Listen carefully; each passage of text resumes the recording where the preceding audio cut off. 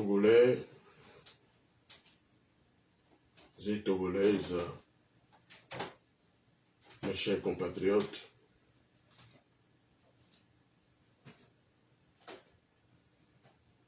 je voudrais m'adresser encore à vous ce matin.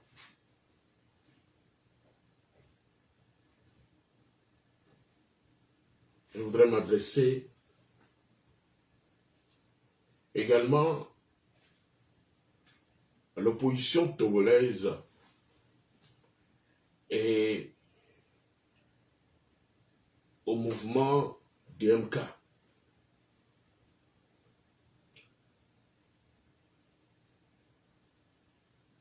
Qui avait participé aux élections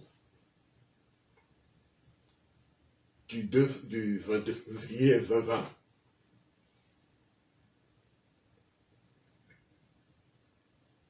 Je voudrais également m'adresser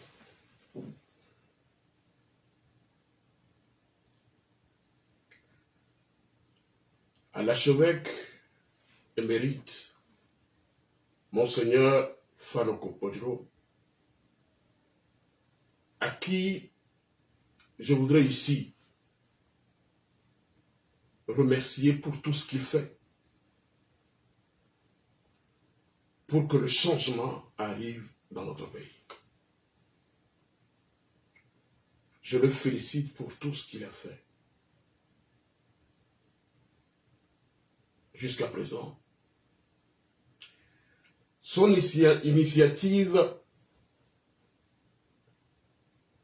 était d'apporter ou d'amener la vraie démocratie et l'alternance dans notre pays. Certains l'ont compris et certains ne l'ont pas compris. Et c'est ce problème que nous avons depuis 1990 jusqu'à là.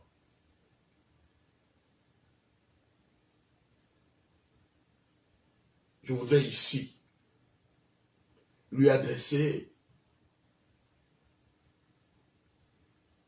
ma reconnaissance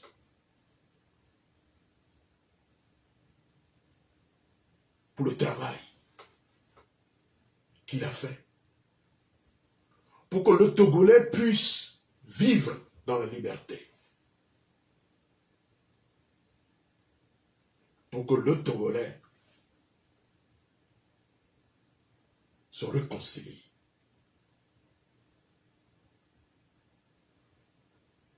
Je disais tantôt que certains ne l'ont pas compris. C'est aussi la liberté d'opinion, la liberté d'expression. C'est aussi la démocratie. Et ceux qui l'ont compris aussi, c'est toujours la démocratie.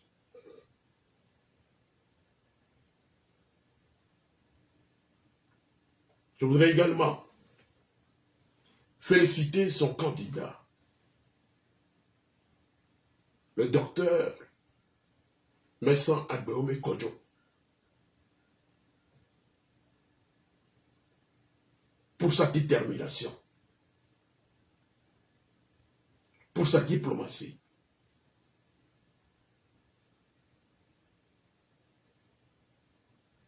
Je le remercie pour tout ce qu'il a fait,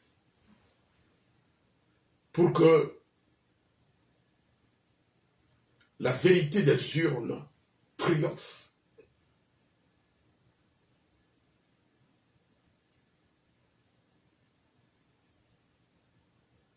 Je le félicite pour cela. Et tous ceux qui l'ont soutenu dans ce parcours, c'est un homme politique qui a la carrure d'un leader.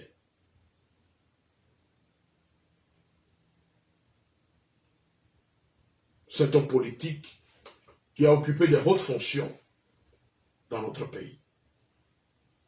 Il a été plusieurs fois ministre, directeur de société d'État, Premier ministre, président de l'Assemblée nationale.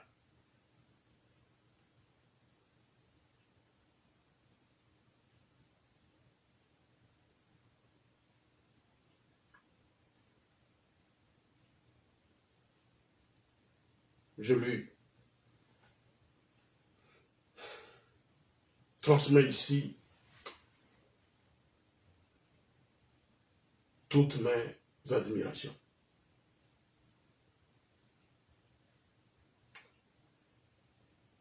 Pourquoi je voudrais m'intervenir ce matin?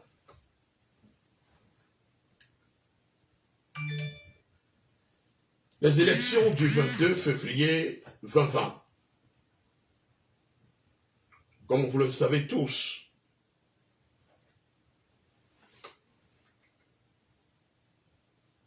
a porté le candidat de la DMK à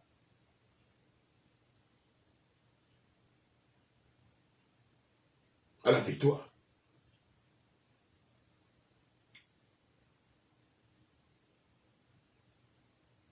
Mais nous vivons un système au Togo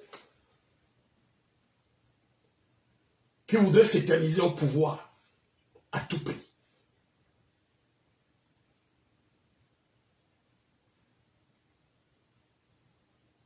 Un système qui ne veut pas organiser des élections transparentes, crédibles et acceptées par tous dans notre pays.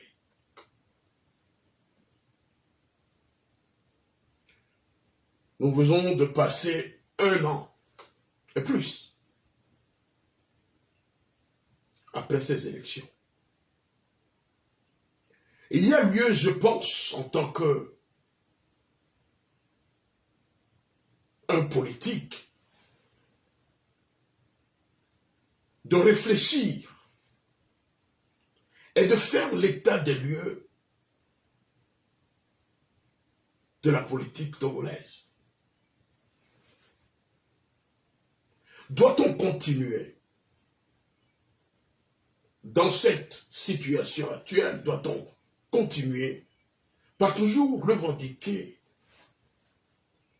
notre victoire à ces élections présidentielles? Ou doit-on chercher d'autres voies pour que l'alternance soit effective dans notre pays, le Togo? À mon humble avis, je pense que nous devons aujourd'hui tourner la page et réfléchir de comment nous pouvons nous réorganiser dans les années à venir. C'est pourquoi ici, je lance un appel solennel à la DMK et à son leader de prendre des résolutions ultimes, qui n'est pas facile d'ailleurs, de rentrer au pays. De rentrer au pays. Je pense que c'est maintenant ou jamais. Parce qu'il est un politique. Et son absence sur le terrain sera difficile pour lui dans les années à venir s'il veut vraiment gouverner le Togo. C'est une décision difficile à prendre, mais il fallait le faire en tant que leader.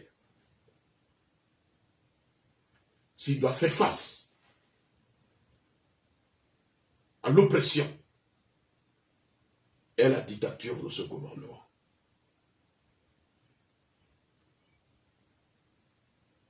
C'est très important ce que je dis. Je pense que des fois, il faut arriver à prendre des résolutions très importantes dans la vie en tant que leader pour ne pas sonner la mort de ce mouvement. Oui, Je suis parmi ceux-là qui l'ont soutenu aux premières heures de sa candidature.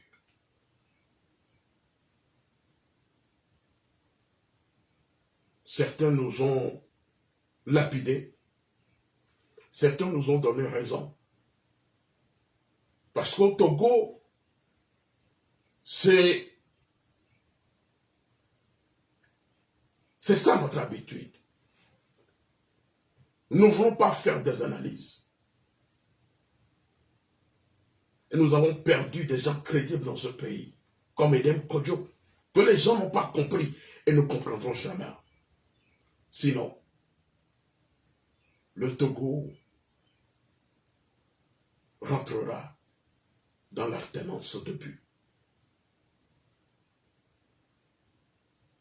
Mes chers compatriotes, c'est l'heure de la vérité. Nous devons dire la vérité. Et nous devons toujours avoir un plan B, un plan A. C'est très important. Si un plan A ne fonctionne pas, nous devons trouver un plan B.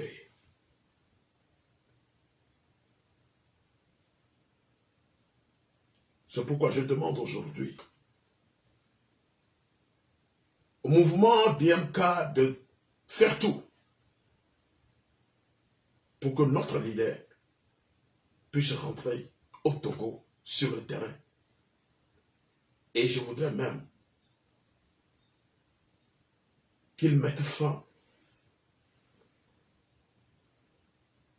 à certaines initiatives, à savoir les nominations, les décrets et les communiqués. En tant que politique, nous devons être conscients. Cette lutte, nous l'avons gagnée. Ces élections, nous les avons gagnées. Mais c'est un échec aujourd'hui pour nous.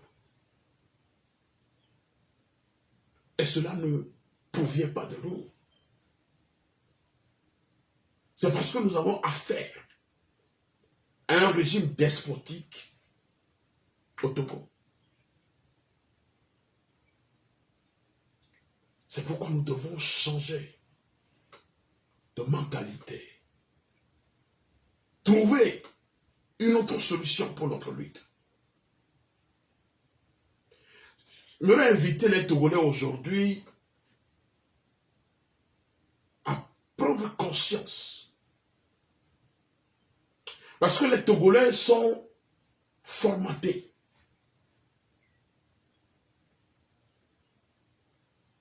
Formatés pour ne produire que des comportements penchés, à produire la haine. Oui. Les Togolais sont formatés pour détruire l'autre, au lieu de chercher à comprendre, à cultiver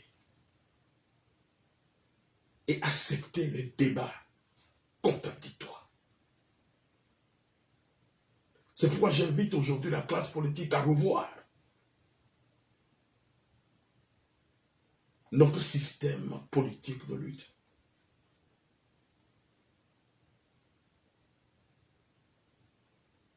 Oui, la haine, la division, les attaques.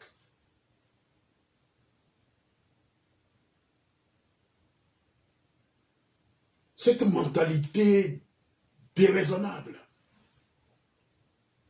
ne nous apprend pas à travailler ensemble, à travailler dans l'unicité. L'individualisation est mise en exergue. Là où nous devons être ensemble. L'individualisation a mis en exergue là où nous devons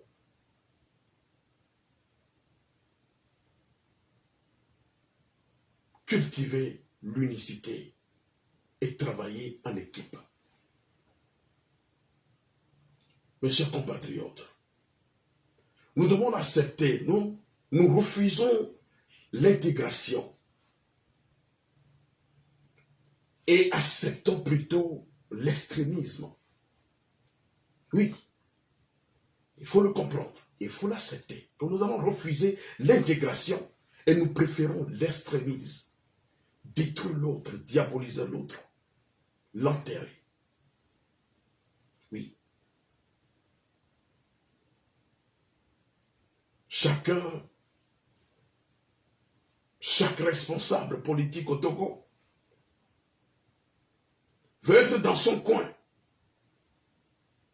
veut être dans son micro-coin.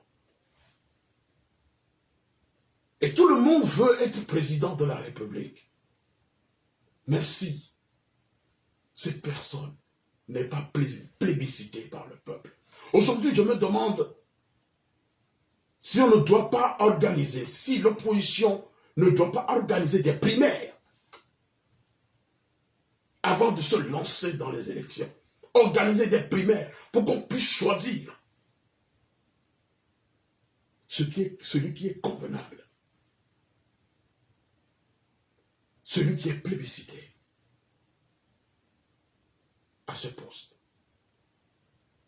pour éviter ces attaques et ces divisions. Voilà une proposition. C'est une proposition que je fais. Organiser des primaires de l'opposition. Puisque l'opposition ne veut pas prôner l'unité et choisir un seul candidat pour faire face à ce régime. Et c'est cela qui nous manque depuis longtemps. Sinon, l'alternance aurait pu arriver dans notre pays. Il faut l'admettre et il faut l'accepter. C'est comme ça. La deuxième chose la plus grave que nous faisons au Togo, c'est que le Togolais aime le suffisme. Le suivisme. Au lieu de faire des analyses convenables. Le Togolais n'aime pas faire des recherches. Il y a des gens même qui n'arrivent pas à lire notre constitution et comprendre ce qui se trouve dans notre constitution, la loi fondamentale de notre pays. Pour comprendre certaines choses. Pour intervenir, dire non à certains de nos leaders, non, ceci ne peut pas aller de cette manière-là. Nous ne voulons pas et nous n'acceptons pas les débats pour donner raison à qui a raison. Ça aussi, c'est faire la politique. Le débat. L'autre n'est pas obligé d'épouser votre conviction coûte que coûte. Mais au Togo, si l'autre refuse, c'est qu'il est un taupe, c'est qu'il est un ennemi à pourfendre, un adversaire à éliminer physiquement. À quand donc la conscience dans notre pays?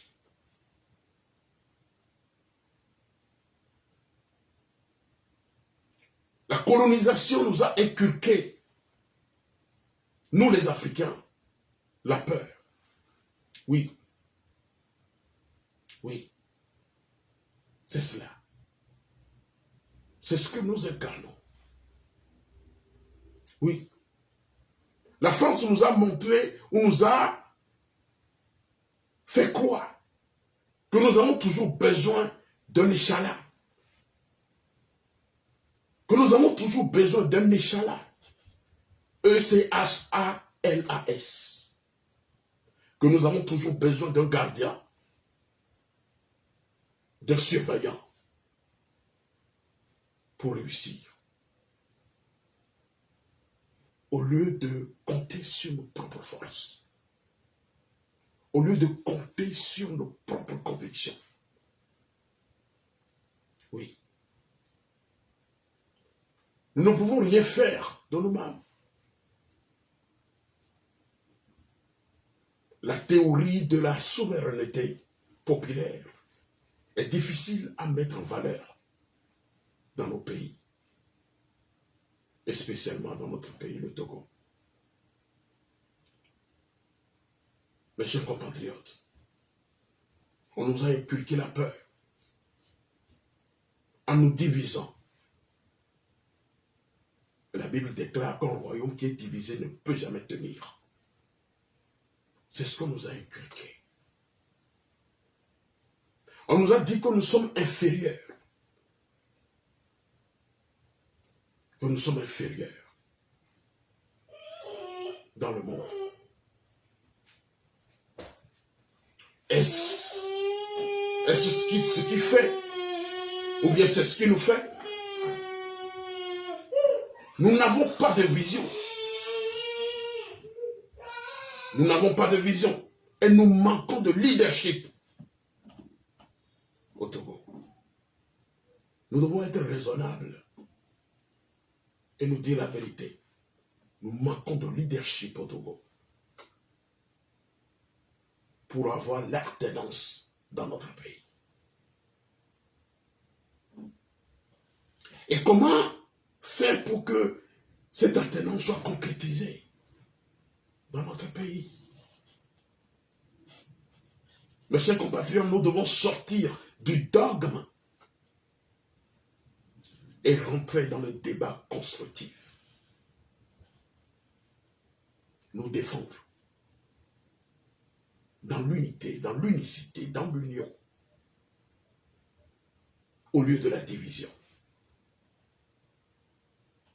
Mes chers compatriotes, c'est ce qui nous rendra patriotiques. Nous avons besoin d'un leader patriote. Nous avons besoin d'un leader citoyen. Oui. Pour amener l'alternance dans notre pays. Mes chers compatriotes, nous ne pouvons pas aller aux élections à chaque fois dans notre pays, dans les mêmes conditions, sachant que ces élections sont truquées à l'avance et aller en rang dispersé. Non, cela ne marchera pas. Cela ne marchera pas. Aller en rang dispersé avec ce régime à chaque élection, nous ne gagnerons pas. Mais choisir un leader, un candidat unique, la marge de fraude sera limitée. Les marges de conspiration, de vol de ces élections sera limitée par ce régime-là. Et c'est une vérité que je dis ici, pour ceux qui veulent me comprendre. Nous devons nous réorganiser, parce que nous vivons dans la désorganisation. La désorganisation politique dans notre pays, dans des attaques quotidiennes. Mes chers compatriotes, pour amener l'alternance dans notre pays, il faut trouver des solutions durables. Des solutions durables et pragmatiques. Il faut réinventer notre structure de lutte. Nous devons affirmer des stratégies et changer les rapports de force. Nous devons revoir surtout et surtout le leadership. Oui, mes chers compatriotes, nous avons besoin d'un leader mature au Togo. Je le dis, je le répète, je vais le répéter encore. Nous avons besoin d'un leader mature au Togo. Un leader mature, oui, Nous avons besoin de cela pour réussir cette lutte. Un leader mature. Un leader mature, patriotique, désintéressé et intègre pour pouvoir gagner cette lutte. Qu'est-ce que je veux dire par un leader mature? Un leader mature, c'est quelqu'un qui ne se laisse pas envahir par des émotions sentimentalistes. C'est quelqu'un qui a du mal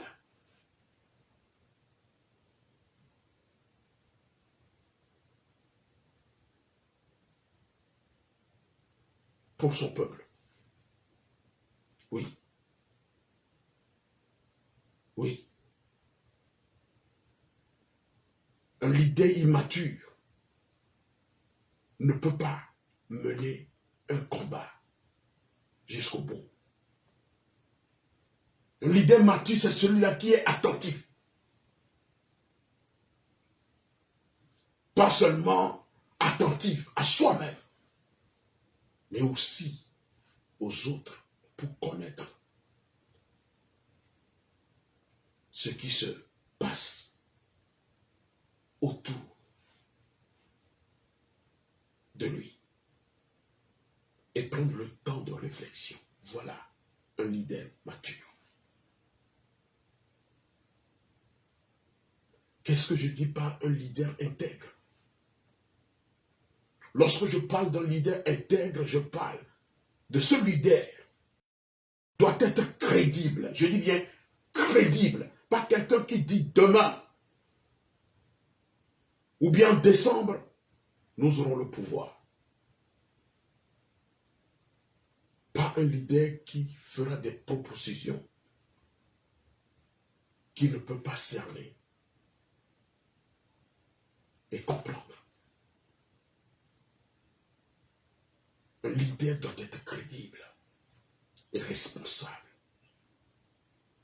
de ses actions. Voilà ce qu'on appelle un leader intègre. Et c'est cela qui nous manque aussi au Togo. Nous avons des intellectuels. Ça, il n'en manque pas au Togo. Mais nous avons besoin de la maturité politique et d'un leader intègre. Ensuite, nous avons besoin d'un leader patriotique. Qu'est-ce que je veux dire par leader patriotique? Un leader qui exprime de l'amour pour sa patrie. Tout simplement. Un leader qui ne fuit pas sa responsabilité. Qui est prêt à aller jusqu'à la mort. Nous n'en avons pas au Togo. Oui. Et de passage, je dirais que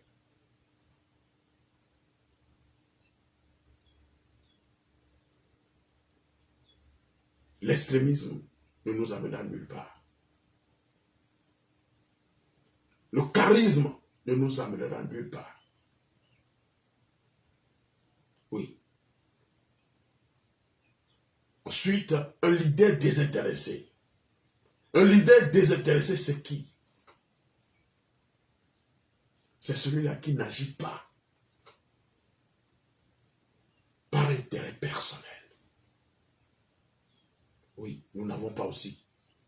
Nous n'avons pas encore ce leader dans notre pays, le Togo. Mes chers compatriotes, c'est cela que nous avons besoin. Nous avons connu des leaders matures, intègres, patriotiques, désintéressés au Togo. Mais nous ne les avons pas compris. Je citerai entre autres Monsieur Léopold Nineri. Je citerai entre autres Eden Kodjo. Et je peux vous dire que ce régime les connaît très bien. Il les connaît parce qu'il a su les utiliser à certains moments,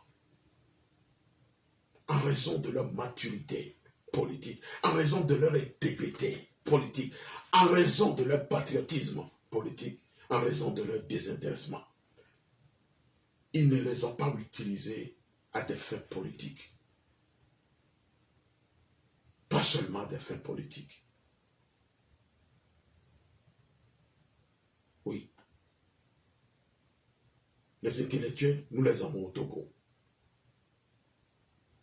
Mais il doit avoir ces critères de leadership pour combattre ce régime.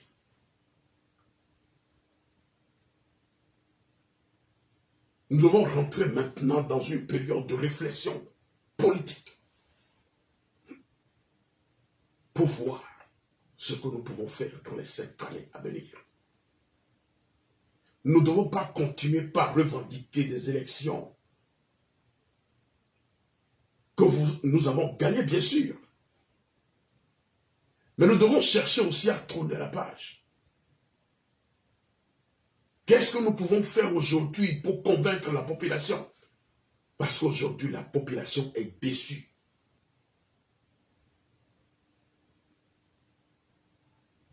Parce que nos leaders ont failli. Et c'est les mêmes causes qui produisent les mêmes effets depuis 1990 jusqu'à présent. Nous devons accepter cela et cesser de pourfendre certains leaders et les accuser à tort et à raison. Tous les leaders politiques au Togo sont fautifs.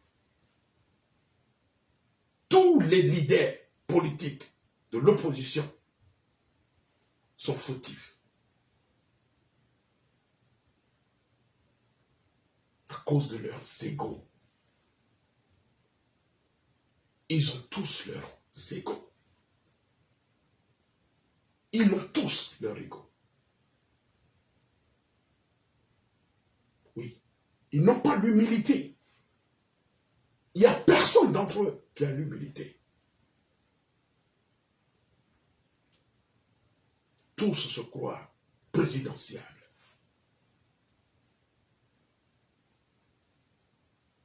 Oui. Et ils ont oublié que nous devons chercher d'abord l'intérêt supérieur de notre nation. C'est pourquoi j'invite la classe politique à rentrer maintenant dans une réflexion politique pour laisser ces divisions et organiser un état général de toute l'opposition togolaise pour redéfinir, réinventer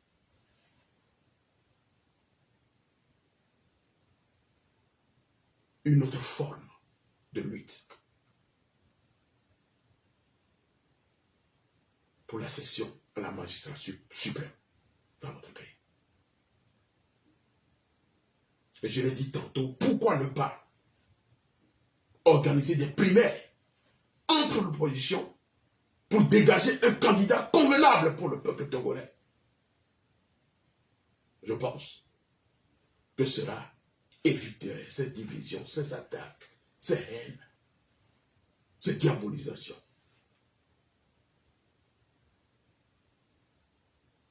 C'est maintenant ou jamais. Ce régime avance. Aujourd'hui, la France, que bon nombre disent, oh, la France n'a pas accepté la réélection de la réélection de Faure. Nous les avons vus, hein, tous, qu'il a été reçu à l'Élysée. Et aujourd'hui, d'être accepté sur la scène politique internationale. C'est pourquoi j'invite la DMK et son leader à changer de politique pour que nous puissions ensemble réfléchir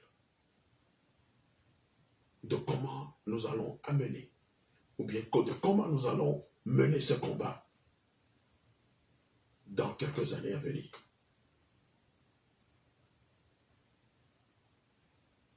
Vive l'alternance. Vive le peuple togolais. La lutte continue jusqu'à la victoire finale. Je vous remercie.